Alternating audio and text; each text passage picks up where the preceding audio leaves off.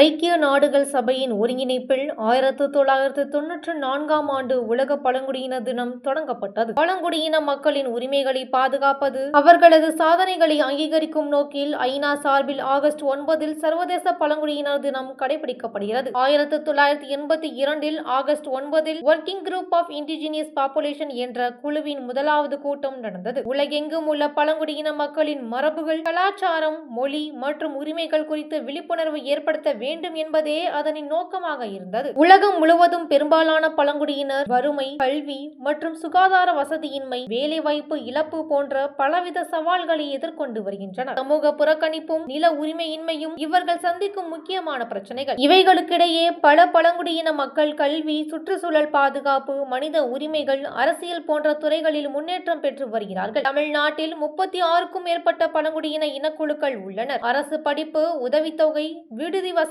ஊக்கத்தொகை, சுகாதார முகாம்கள் உள்ளிட்ட பல நலத்திட்டங்களை செயல்படுத்தி வருகிறது. மேலும் 2006இல் கொண்டுவரப்பட்ட ஃபாரஸ்ட் ரைட்ஸ் ஆக்ட் மூலம் காட்டு பகுதிகளில் வாழும் பழங்குடியினருக்கு நில உரிமை வழங்கப்பட்டுள்ளதுடன் தமிழகத்தில் வீட்டுமனை பட்டாக்களும் வழங்கப்பட்டுள்ளன. வேலை பார்ப்பவர்களில் 47% பேர் எழுத்தறிவில்லாதவர்கள் என்பது ஒரு கவலைக்குரிய விஷயமாக உள்ளது. நாகரிகத்தின் பெயரில் மலையும் காடும் சூறையாடிவிட்டு பழங்குடியினர் வலுக்கட்டாயமாக வெளியேற்றப்பட்டு வருகின்றனர். பழங்குடியினர் பல்லாயிரம் ஆண்டுகளாக இயற்கையுடன் இணைந்து வாழ்ந்து வருகிறார்கள். அவர்கள் உடை, உணவு, மருத்துவம் போன்றவற்றை இயற்கையிலிருந்து பெறும் திறன் பெற்றவர்கள். ஆனால் மலைகள் மற்றும் காடுகள் அழிக்கப்பட்டதால் அவர்கள் வாழ்வாதாரம் சிதைந்து போராட்ட நிலைக்கு தள்ளப்பட்டுள்ளனர்.